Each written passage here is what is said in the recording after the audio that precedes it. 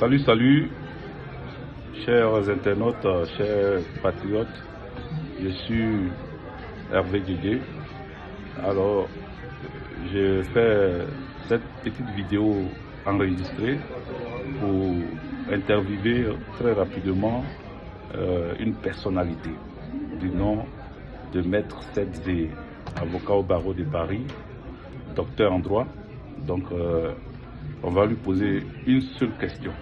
À cette question, Maître Setzé va nous répondre sans langue de bois, comme certaines personnes s'amusent à le dire. Donc, sans langue de bois. Voilà. Alors, la question, Maître Setzé est là. La question, c'est que pensez-vous, Maître Setzé, que pensez-vous de la division de l'opposition face au RHDP d'Alassane Dramane Ouattara? Voilà. Que pensez-vous de la division de l'opposition, de toute l'opposition face au RHDP du président Alassane Dramane Ouattara? Maître Setzé, vous avez la parole. Bonsoir. Oui, bonsoir Hervé Didier. Merci pour cette petite interview rapide. Bon, écoutez, pour moi, l'opposition ivoirienne, elle est unie derrière les deux grandes personnalités qui comptent dans le Gotha du système politique ivoirien.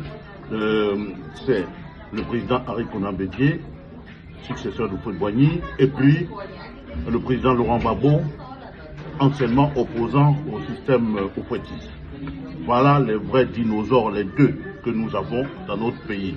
Et ces deux ont fini par se rejoindre et qui sont aujourd'hui dans une union politique véritable et sincère. Et pour moi, c'est l'essentiel.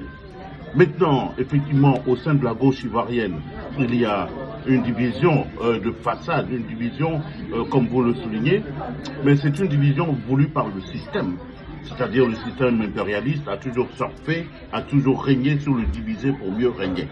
Et nos gens qui n'ont pas compris cela sont tombés dans le piège, soit par facilité, soit par un esprit faible, ou par la politique du ventre, la corruption.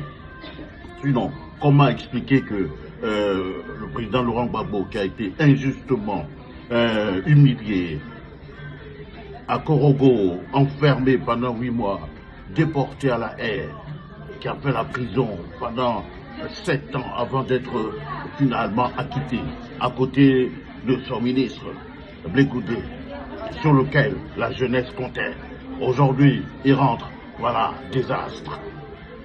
Il ne fait que lancer des pics au président Laurent Gbagbo, son ancien colocataire à Cheveningen. Qu'a-t-il fait le président Gbagbo pour mériter tout ça? Si ce n'est pas par faiblesse de leurs esprits, si ce n'est pas par faiblesse de la corruption. On a tout fait pour lui retirer son appareil de lutte, le FPI. Eh bien, avec Guessan tient l'appareil, il pensait pouvoir humilier davantage le président Gbagbo en l'amenant devant la justice. Il pensait que le président Gbagbo serait demandeur devant une juridiction ivoirienne pour bien l'humilier, parce que de toute façon, la justice étant embrigadée, étant aux ordres, forcément c'est Api qui sortait gagnant. Donc, le chef a compris cela et il a contourné le caillou, comme il a dit. Et il lui a laissé l'enveloppe à Api. Bon, ben, il a laissé l'enveloppe vide. Il a été créé le PACI. Et là encore, les chiens de garde se lancent toujours aux trousses du président Gbagbo et de son nouvel appareil. Je prends 2 exemples récents. Lorsque Stéphane Kipré va faire un meeting dans le Nord, même déjà avant voir le maire lui interdit l'accès à un village. Il continue dans le Nord, on lui interdit son meeting là-bas. Le régime RHDP ne dit rien. Là, il n'y a pas de trouble à l'ordre public. Ok? Bon, mais quand le secrétaire général du PPACI est convoqué d'une façon unique et que une trentaine de jeunes militants l'accompagnent, sans faire de tapaille, sans rien casser, étant non armés, on parle de trouble à l'ordre public. Là, eux, ils prennent 2 ans d'emprisonnement ferme, 2 poids, 2 mesures, comme si on était dans un autre monde. Voyez-vous, voilà, et tout ça c'est fait Et puis, vous avez des affidés, des goudéistes, des simonistes qui applaudissent ou qui disent « Ouais, qu'est-ce qu'ils avaient été faire là-bas ?» Ah ben non, attendez, c'est quand même incroyable. C'est-à-dire qu'on défend le parti dictatorial au pouvoir et on allume les opposants, les vrais. Et c'est ce que j'appelle sur ma page Facebook les opposés aux opposants, les opposés aux opposants qui font de l'opposition à l'opposition. C'est bien dit ça. Voilà, donc prenez-le pour dit. Donc ce sont des opposants aux véritables opposants. Donc on a créé une opposition dans l'opposition. C'est ça. Dans le nœud même, dans le sein de l'opposition, on a créé un noyau, un petit noyau d'opposants à l'opposition véritable. Mais ça ne peut pas prospérer parce que le peuple n'est pas naïf. Donc ceux que j'appelle les opposés aux opposants qui font de l'opposition dans l'opposition ne vont pas réussir parce que la majorité, l'écrasante majorité des Ivoiriens, opposition. C'est ça. Dans le nœud même, dans le sein de l'opposition, on a créé un noyau, un petit noyau d'opposants à l'opposition véritable. Mais ça ne peut pas prospérer parce que le peuple n'est pas naïf. Donc ceux que j'appelle les opposés aux opposants qui font de l'opposition dans l'opposition ne vont pas réussir parce que la majorité, l'écrasante majorité des Ivoiriens aujourd'hui en a marre de ce système. Quand on voit la vie chère, les arrestations et condamnations arbitraires, quand on voit la politique de 2 poids 2 mesures, la justice aux ordres qui fait 2 poids 2 mesures, dans un état de droit, on ne peut pas voir cela. Et donc la Côte d'Ivoire aujourd'hui est plus qu'une république bananière.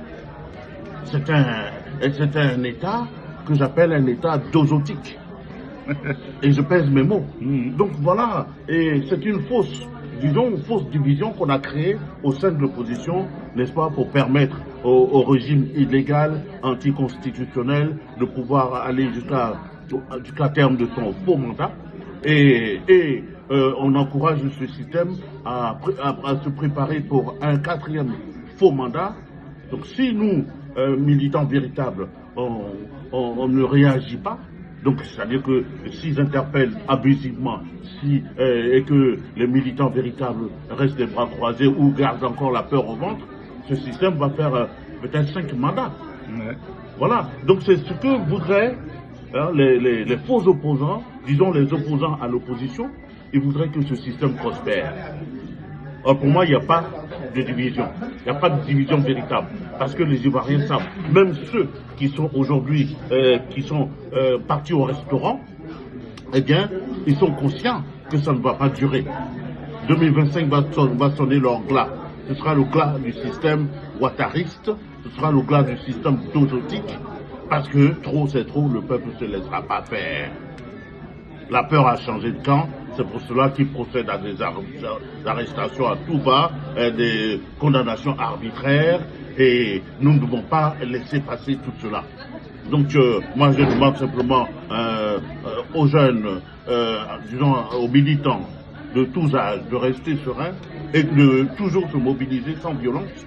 Parce que dans tous les cas, arrêter des opposants n'a jamais grandi un régime. Bien au contraire. Parce qu'un matin, bim, il y aura forcément un bim. Et comme ne voulait pas Blé-Goudé, eh bien, il y aura forcément un match retour parce que le peuple en aura marre. Et c'est le peuple qui fera son match retour. Sans armes. Voilà ce que j'en pense. Merci. Merci. Merci, Maître Sedze, pour ces vérités, sans langue de bois, comme j'ai dit. Voilà, merci. Et je pense que chacun a entendu qu'il y a opposition dans l'opposition. Donc, on est ensemble. C'était Hervé Didier. Ciao.